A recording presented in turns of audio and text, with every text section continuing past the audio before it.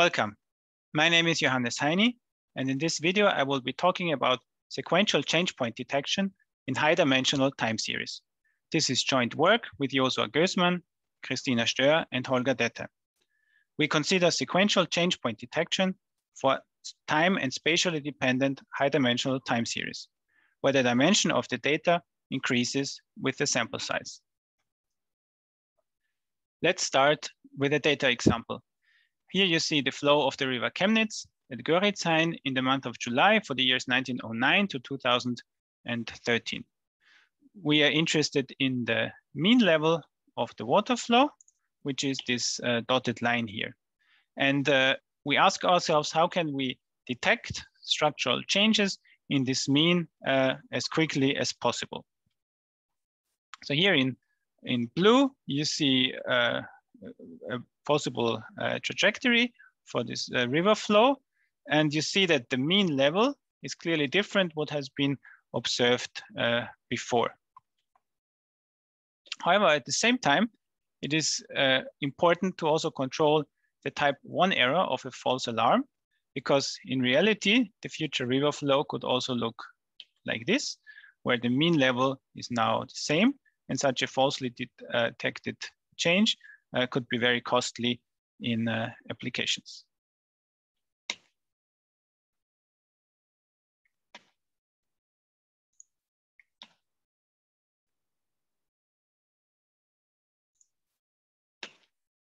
Instead of just looking at the month of July, one could look at all 12 months of the year and combine a statistic based on these 12-dimensional time series. For example, we can say that there is a change if there's a change in at least one of these time series. Again, the question is how to control a type 1 error of such a test, and what is the effect of dependence in the time series, and what happens in high dimension. In this talk, I will be considering the following model.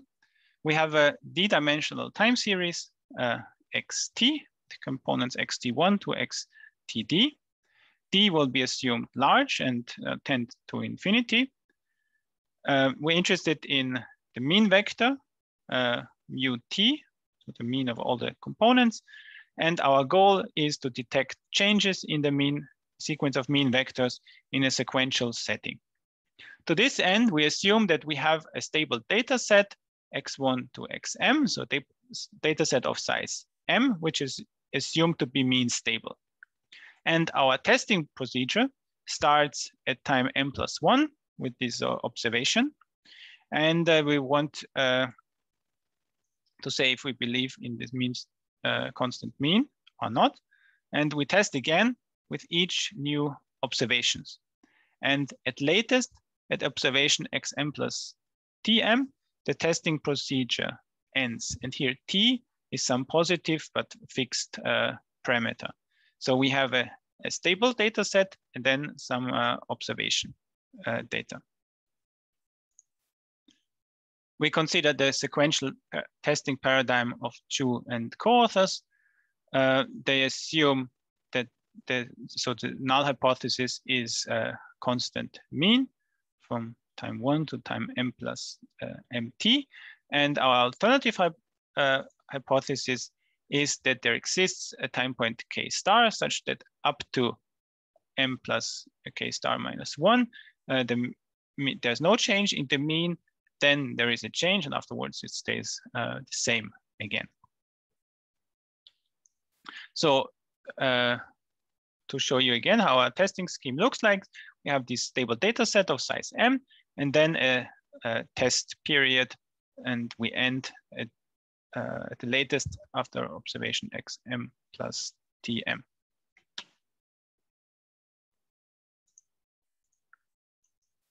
Next, I would like to recall the idea of sequential change point analysis.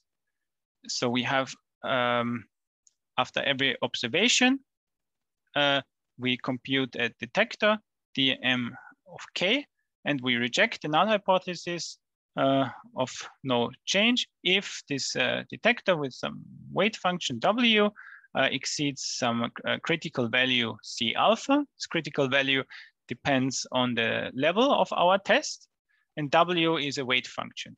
For example, we could give more weight to changes that appear immediately after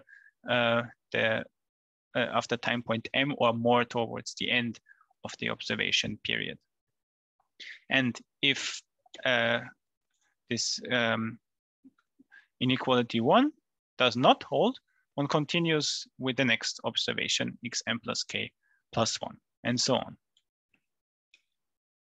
So the goal is to find a detector, dm of k, for and the weight function, or we do it with a given weight function, and the critical level C alpha, such that we have both a consistency of our test and the control of the type 1 error. So that the probability under H0 that we reject is at most alpha, and of course this can be fully expressed in terms of the maximum of these random variables. So to choose this critical level C alpha, we need to find the asymptotic distribution of this random variable up here. We are interested in the case where the dimension d tends to infinity, so we will just take the limit with respect to m and d tending to infinity. Let me next illustrate the idea behind our estimator in the one-dimensional case. So the procedure for a fixed component h in 1 to d is as follows. At time m point k, we have this stable data set, and the other ones that derive consecutively.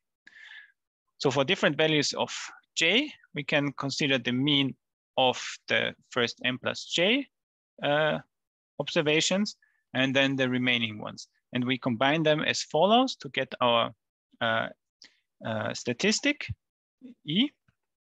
So we take the maximum over these values of j, and and scale the differences between those empirical means here. And we standardize by an estimator for the long run variance, sigma hat here. And this long run variance is written down here, and it is assumed to be finite.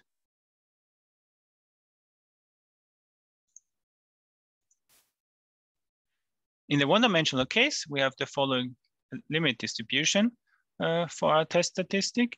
Namely, it holds that under mild assumptions and with this weight function, this maximum converges weakly to the range of Brownian motion, which is the maximum of a Brownian motion on the interval 0 to qt, with qt being t divided by t plus 1 minus the minimum of this Brownian motion. And this random variable m here has been studied, for example, by Feller, who found this formula for the distribution function. In particular, this distribution is in the domain of attraction of the Gumbel distribution.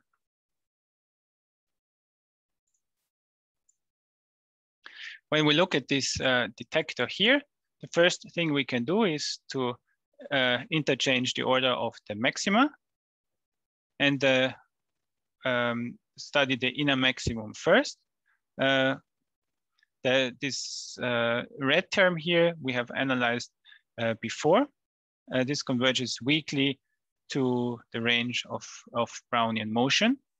And here our idea is to justify this distributional approximation, where MH are ranges of Brownian motion, and this W1 to WT is a d-dimensional Brownian motion, in this case, with a suitable correlation structure, which is in fact the same as the correlation structure of these objects here.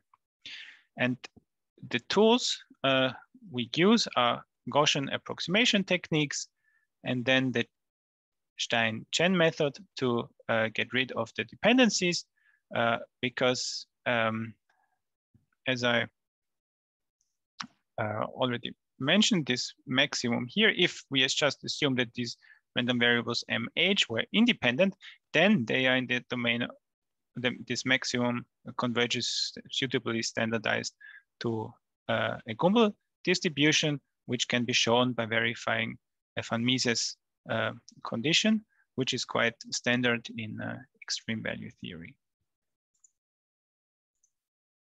In order to justify such a distributional approximation, of course, we need certain assumptions. And the first assumption is on the dimension, which has to be linked to the size of the stable data set. So we assume that there is a polynomial connection between the two, as with these bounds here. Next, temporal dependence. We assume this physical dependence measure with a sufficiently weak temporal dependence, and the long run variances assumed uniformly bounded from below. Moreover, we need the long run correlations, which are defined here. Again, this sigma h is just a long run variance. And our assumption on spatial dependence is that there exists some sequence Rm converging to 0, such that the long run correlations are not too large, and in particular that they are bounded away from 1. And finally, we need an assumption on the components of the time series themselves. We require exponential moments, which is needed for the Gaussian approximation. Under these 4 assumptions and the null hypothesis of constant mean, it holds that our test statistic minus BD, which is explicitly given here, scaled by some sequence AD, which is also explicitly given here, has an asymptotic Gumbel distribution. So G is standard Gumbel distributed here with double exponential distribution function. So now if we let G1 minus alpha be the 1 minus alpha quantile of the standard Gumbel distribution and set this constant C alpha D as the quantile divided by AD plus BD, then an immediate consequence of theorem 1, which gives us the limiting distribution of this maximum here, is that we can control we have this control of our type 1 error, which was one of our initial goals. And also, if the change in the mean is significant enough, this test statistic will always capture this change in mean. For more details, I would like to refer you to our paper, which you can find on arXiv. And with this, I would like to thank you very much for your attention.